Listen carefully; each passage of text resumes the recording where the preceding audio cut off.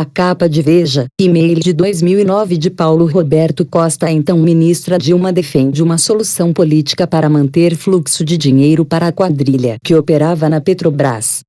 E a solução saiu da caneta de Lula. E, meus caros, as coisas podem se complicar bastante. Reportagem de capa da Veja, que começa a chegar às bancas, traz um fato intrigante, com potencial de uma bomba. Para chegar ao centro da questão, é preciso proceder a alguma memória. As circunstâncias. Paulo Roberto Costa, como ele mesmo deixa claro em seus depoimentos, foi posto na direção do abastecimento da Petrobras em 2003 para delinquir, ainda que lhe sobrasse um tempino ou outro para funções regulares. Sua tarefa era mexer os pauzinhos para garantir sobrepreço em contratos, que depois seria convertido pelas empreiteiras em dinheiro e distribuído a uma quadrilha. Costa, como também confessou, era o homem do PP no esquema, embora a maior parte da propina que passava por sua diretoria, assegurou, fosse mesmo enviada ao PT. Notem, ele nunca disse de si mesmo que era só um sujeito honesto que foi corrompido pelo sistema. Ele confessou que tinha uma tarefa. Segundo seu depoimento e o do doleiro Alberto Youssef, o petista Renato Duque cumpria a mesma função na diretoria de serviços, operando para o PT, e Nestor Cerveró seria o homem do PMDB na diretoria da área internacional. O e-mail. Note-se, Costa começou a operar na Petrobras em 2003. E eis que chegamos, então, ao ano da graça de 2009. Não é que o diretor de abastecimento da Petrobras resolve cometer uma ousadia. Atropelando a hierarquia da empresa, decidiu mandar um e-mail à então ministra da Casa Civil, Dilma Rousseff, também presidente do Conselho da Petrobras. Transcrevo o trecho de reportagem da Veja. Prestem atenção.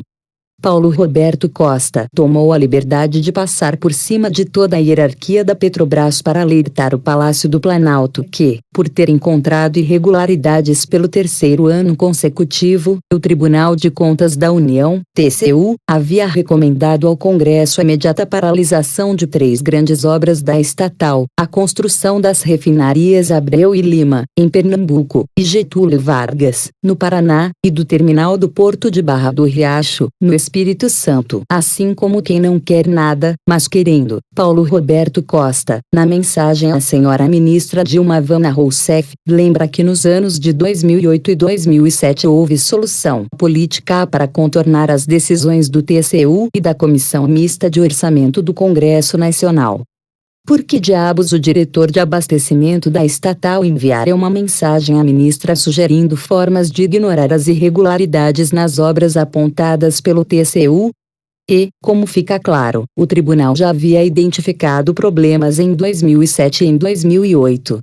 A síntese. Então façamos uma síntese deste notável momento em 4 passos, como está na reportagem. 1. Um corrupto foi colocado na Petrobras para montar esquema de desvio de dinheiro para partidos aliados do governo Lula. 2. Corrupto se mostra muito empenhado em seu ofício, o que lhe permite conseguir propinas para os políticos e, ao mesmo tempo, enriquecer. 3. Corrupto se preocupa com a decisão do TCU e do Congresso de mandarem cortar os repasses de recursos para as obras das quais ele, o corrupto, tirava o dinheiro para manter de pé o esquema. 4. Corrupto acha melhor alertar as altas autoridades do Palácio do Planalto sobre a iminência da interrupção do dinheiro público que alimentava o propinoduto sob sua responsabilidade direta na Petrobras. Veja encaminhou a questão ao Palácio do Planalto e, como resposta, recebeu a informação de que a Casa Civil, de que Dilma era titular, enviou à Corregedoria Geral da União todas as suspeitas de irregularidades. Certo. O Palácio, no entanto, preferiu não se manifestar sobre o e-mail enviado pelo agora delator premiado, a então ministra.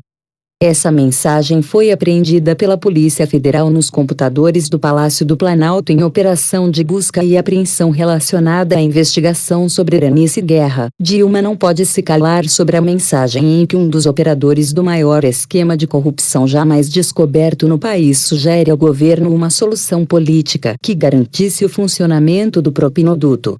E o que aconteceu? Eis o buziles. O então presidente Lula usou seu poder de veto, passou por cima do TCU e do Congresso e mandou que o fluxo de dinheiro para as obras suspeitas fosse mantido. Era, como evidencia o e-mail de Paulo Roberto a Dilma, tudo o que queria o corrupto.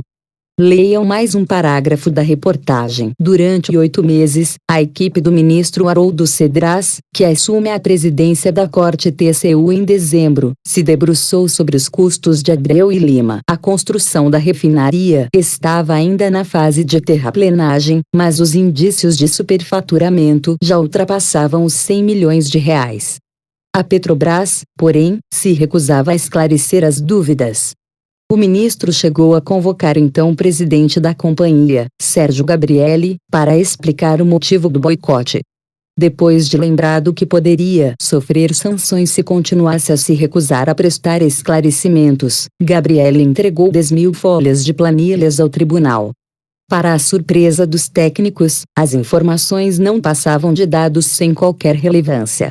Se Dilma e Lula não sabiam, como dizem, da quadrilha que operava na Petrobras, quem, então, sabia? Como é que um diretor de obras de uma estatal ousa sugerir saídas políticas a uma ministra para tornar sem efeito as apurações de um órgão de Estado?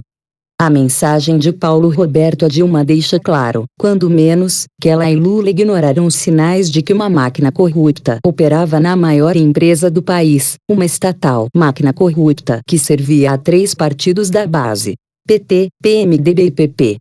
E o CEF disse em seu depoimento que Lula e Dilma sabiam de tudo. Isso, claro, requer provas. Se provado, a presidente cairá.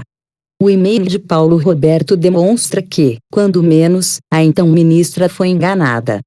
Mas enganada por quem?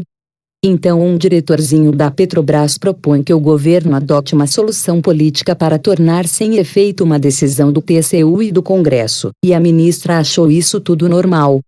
Pior, a solução política foi adotada, e Lula vetou a suspensão de repasse às obras com evidências de corrupção, o que está agora comprovado. Era o que Paulo Roberto queria: o fluxo normal de dinheiro para o propinoduto. Afinal, ele foi feito diretor em 2003 para isso.